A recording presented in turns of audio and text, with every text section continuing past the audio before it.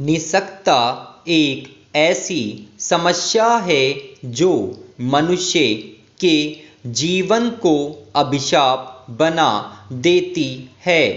यह समस्या न केवल भारत में वरन संपूर्ण विश्व में पाई जाती है। आधुनिकता का दंभ भरने वाले समाज में आज भी निस्सकता को हेय दृष्टि से देखा जाता है। एक सभ्य समाज के लिए यह कलंकारी है। निस्सकता वास्तव में एक सामाजिक समस्या है जिसे मानवीय दृष्टि से देखा जाना चाहिए। भारतीय समाज में प्राय निस्सक जनों को तिरस्कृत होते हुए देखा जा सकता है। इतना ही नहीं वरन इन्हें कभी कभी पारिवारिक सदस्यों द्वारा तिरस्कृत किया जाता है। समायोजन पूर्ण व्यवहार की अपेक्षा करने वाला निस्सक व्यक्ति परिवार से ही लगातार तिरस्कृत होने के कारण कुंठित होने लगता है। फलस्वरूप शारीरिक निस्सकता के साथ साथ वह मानसिक रूप से भी निस्सक होने लगता है।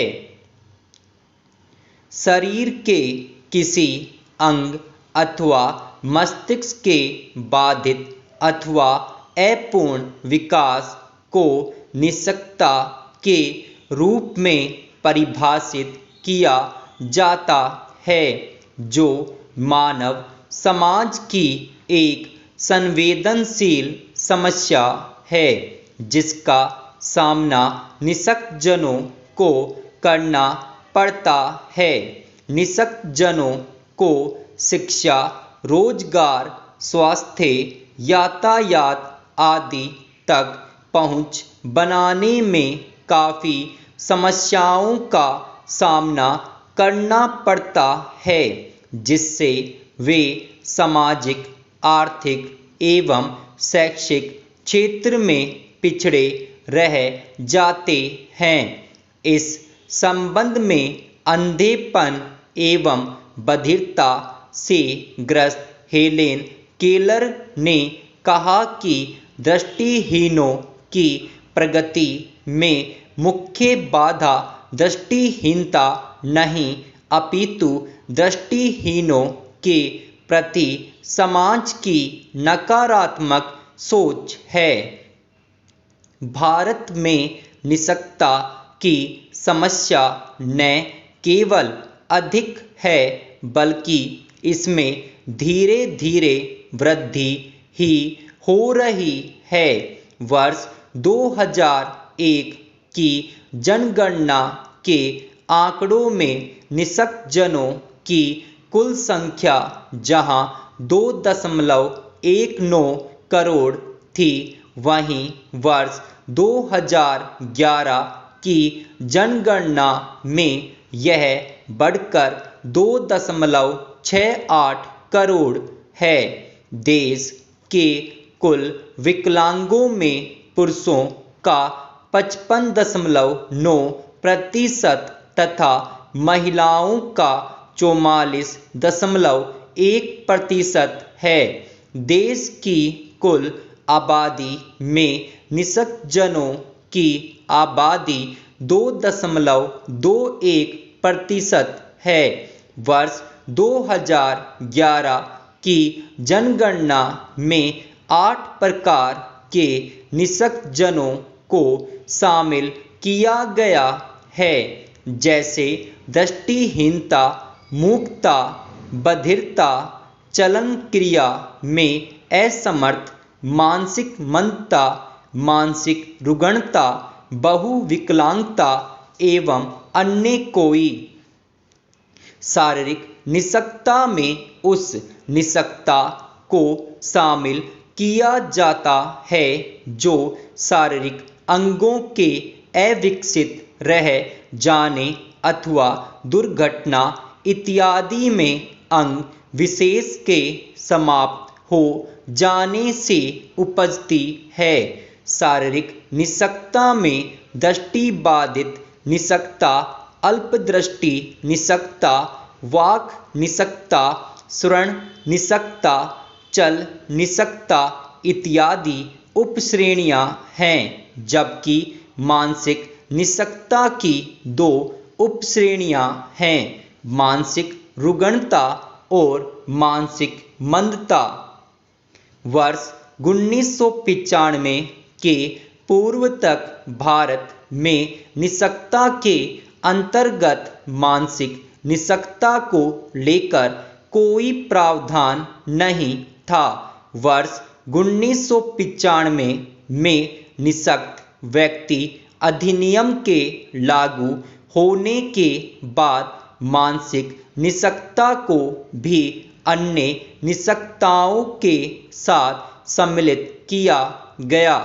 इस अधिनियम के अंतर्गत किसी मानसिक विकार से पीड़ित व्यक्ति को मानसिक रुग्णता तथा मस्तिष्क के बाधित विकास अथवा अपरिपक्व मस्तिष्क वाले व्यक्तियों को मानसिक मंदता की श्रेणियों में वर्गीकृत किया गया है। भारतीय संविधान में यद्यपि निशक्तजनों के लिए कोई विशेष अनुबंध नहीं है, तथापि प्रस्तावना में एक लोक कल्याणकारी राज्य की स्थापना की परिकल्पना की गई है। भारतीय संविधान में यद्यपि निशक्तजनों के लिए कोई विशेष अनुबंध नहीं है, तथापि प्रस्तावना में एक लोक कल्याणकारी राज्य की स्थापना की परिकल्पना की गई है। इसी के साथ नागरिकों में किसी भी आधार पर भेदभाव न करने का निर्देश दिया गया है। इसके अतिरिक्त संविधान के अनुच्छेद 41 में राज्य को वृद्ध, बीमार तथा बाधितों के लिए विशेष प्रभावी उपबंध करने का निर्देश दिया गया है। सरकार ने निशक्तजनों के सशक्तिकरण हेतु समय समय पर प्रयास किए हैं। सरकार द्वारा मानसिक रूप से अस्वस्थ दिव्यांगों के लिए विशेष प्रावधान सहित वर्ष 1995 में विकलांगों के प्रति समाज के दायित्वों के निर्धारण हेतु विकलांग व्यक्ति अधिनियम पारित किया गया, जो वर्ष 1996 से लागू हुआ। इस अधिनियम के अंतर्गत दिव्यांगों के लिए शिक्षा, रोजगार, सामाजिक सुरक्षा के प्रावधान शामिल किए गए। इसके साथ ही समूह ग तथा समूह घ के पदों पर नियुक्ति में विकलांगों को आरक्षण देने का प्रावधान किया गया, ताकि उन्हें सशक्त बनाकर नई पहचान दी जा सके। इतना ही नहीं, वर्ष 1999 में ऑटिज्म सेरिब्रल पॉलिसी, मानसिक मंदबुद्धि एवं बहुविकलांगता वालों के कल्याण के लिए अलग से राष्ट्रीय न्यास का गठन किया गया, ताकि इनकी समस्याओं को सुना जा सके।